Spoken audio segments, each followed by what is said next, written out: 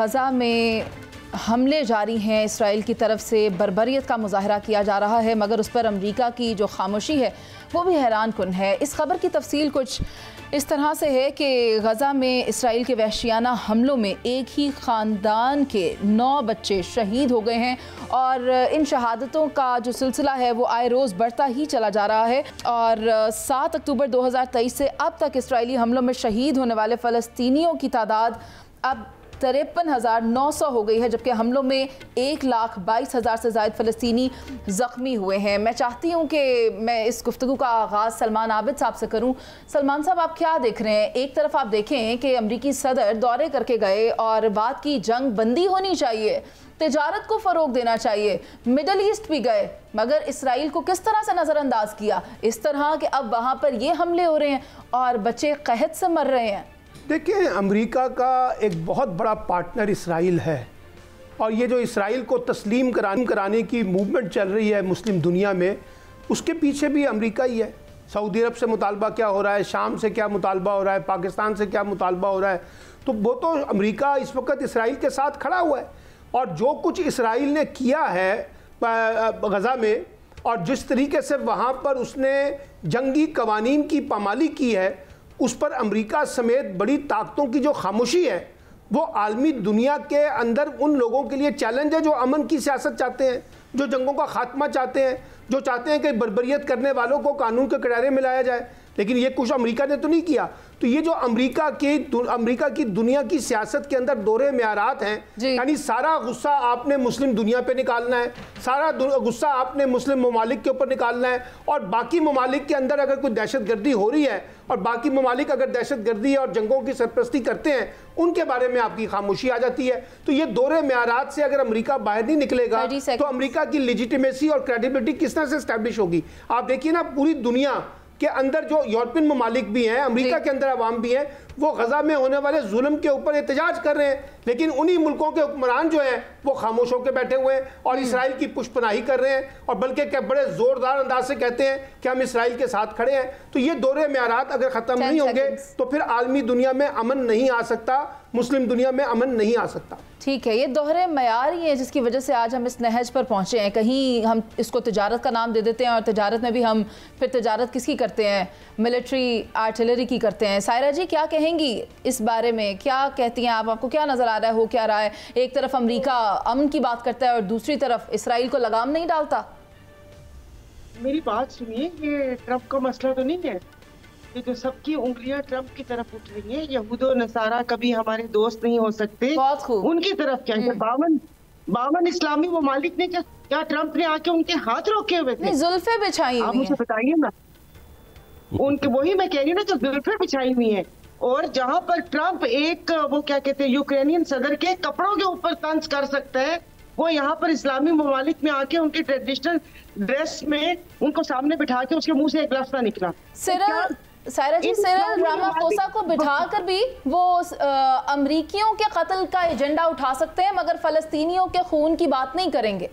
जी, ये इस्लामी ममालिक वो इस्लामी हमारे भाई जिनका जिक्र कुरान पाक में आया है, जो हमें पता है कि आगे क्या होगा, उसके लिए हम लोग खामोश होकर बैठे हुए। और ट्रंप है, जो करे वो ट्रंप करे।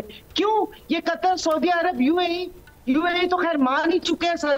ये सऊदी अरब को भी एक तरीके से राजी कर लिए हैं। इनको शायद ये होगा कि आगे जो वॉर चलेगी सुन्नी और शिया की, उसमें शायद अमेरिका के आशीर्वाद से बच जाएंगे। लेकिन वो जो आग वहां लगी हुई वो यहाँ पर भी आएगी। मैंने आपको कल ही बताया था कि ये इन्होंने नहीं बताया था, जो वहां पर यमन में इनके जहाज गिराए गए हैं, उनसे वो पता नहीं क्या चल रहा है। लेकिन खुदा के वास्ते ये बार बार ट्रंप का नाम लेना बंद कर दें। हाँ, आप ठीक कह रही हैं, किसी एक शख्स के ऊपर हमें उंगली नहीं उठानी चाहिए। मैं चाहती हूँ कि मजहर बल्ला साहब, आपसे मैं प्रोग्राम से पहले जिक्र कर रही थी कि एक यहूदी ने अपनी किताब दे मस्ट गो में कहा है कि जितने भी फ़लस्तीनी हैं उनको फ़लस्तीन से बाहर निकाल दिया जाए और उसकी जो एफिलिएशन है वो उस जमात से है जिससे कि नेतन्याहू की है। तो आफ्टर ऑल क्या हम ये देख लें, ये समझ लें, ये डाइजेस्ट कर लें कि this is their sole agenda? देखिए, मैं ट्रंप का नाम नहीं लेता, लेकिन अमरीकी जो हैं वो भी यही चाहते हैं। जो बात इस यहूदी ने की, वो भी ये चाहते हैं कि जनाबे वाला फ़लस्तीन के लिए वहाँ से निकल जाए फ़लस्तीनी जी। और उन्होंने तो एक और इस्लामी मुल्क से कहा है कि आप अपनी ज़मीन दे दें जी। अच्छा। फ़लस्तीनियों के यहाँ आबादकारी होनी चाहिए, आपके पास बड़े रेगिस्तान हैं, बड़ा कुछ है। इसराइल वो बेलगाम घोड़ा है जो अमेरिका पे सवार है, अमेरिका उस पे सवार नहीं है। ये बेलगाम घोड़ा अमेरिका पे सवार है और ये घोड़ा पूरी दुनिया में ख़ास तौर पर मिडल ईस्ट में लाशों को कुचलता जा रहा है। मैंने कल एक वीडियो देखी है जो फ़लस्तीनी बच्चों औरतों में खाना तकसीम हो रहा था, मुझसे देखे नहीं गए वो मनाज़र। किस तरह भूख में भिलकते हुए बच्चे थे, किस तरह मस्मार घरों के मकीन खाना ले रहे थे। और शर्म नहीं आती हमारे मुसलमान मुल्कों को कि क्या हमसायों के भी कोई हक़ होते हैं? गैर मुस्लिम ही सही, हमसाए के लिए तो ये भी नहीं शर्त कि वो मुसलमान हो, तो ये तो मुसलमान हैं, ये तो एक जिस्म का हिस्सा है कुरान और हदीस की रूह से। ये कहाँ गई इनकी गैरत?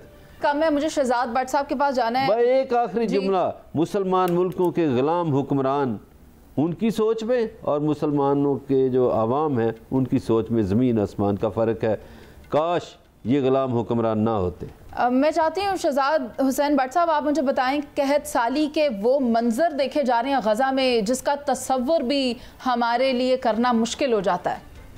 मुनीज़े, मैं आपसे ये कह रहा हूँ कि आज 25 मई है और 84 रोज से ये इसको बंद किया गया है, तमाम ट्रक है, और अगले 48 घंटे में अगर मजीद यहाँ पर फूड का बंदोबस्त ना हुआ तो 14,000 बच्चे जो हैं वो दम तोड़ जाएंगे। आखिरी दो बातें ये हैं कि अगर आप गौर करें, अमेरिका की जो बात आप कर रही थी, उसने इसराइल से जो काम लेना है वो लेता रहेगा और भारत से भी इसी तरह काम लेना था पाकिस्तान के मुतल्लिक, मगर अफसोस के भारत ख्वाजा सरा निकल आया। लेकिन इसके साथ साथ पूरी दुनिया में क्रेडिबिलिटी उसकी होती है जिसकी फौज तगड़ी हो और जो जामे शहादत नोश करने वाले होते हैं। फलस्तीन में जुल्म तब बंद होगा। गजा में हमले जारी हैं, इसराइल की तरफ से बर्बरियत का मुजाहरा किया जा रहा है, मगर उस पर अमेरिका की जो खामोशी है वो भी हैरान कुन है। इस खबर की तफसील कुछ इस तरह से है कि गजा में इसराइल के वहशियाना हमलों में एक ही ख़ानदान के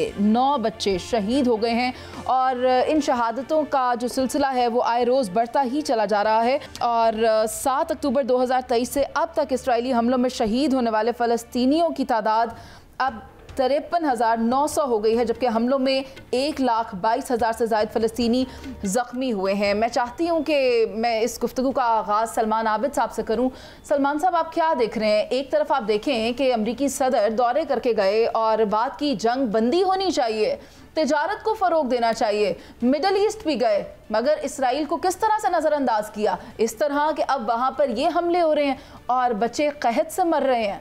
देखिए, अमेरिका का एक बहुत बड़ा पार्टनर इसराइल है और ये जो इसराइल को तस्लीम कराने की मूवमेंट चल रही है मुस्लिम दुनिया में, उसके पीछे भी अमेरिका ही है। सऊदी अरब से मुतालबा क्या हो रहा है, शाम से क्या मुतालबा हो रहा है, पाकिस्तान से क्या मुतालबा हो रहा है, तो वो तो अमेरिका इस वक्त इसराइल के साथ खड़ा हुआ है।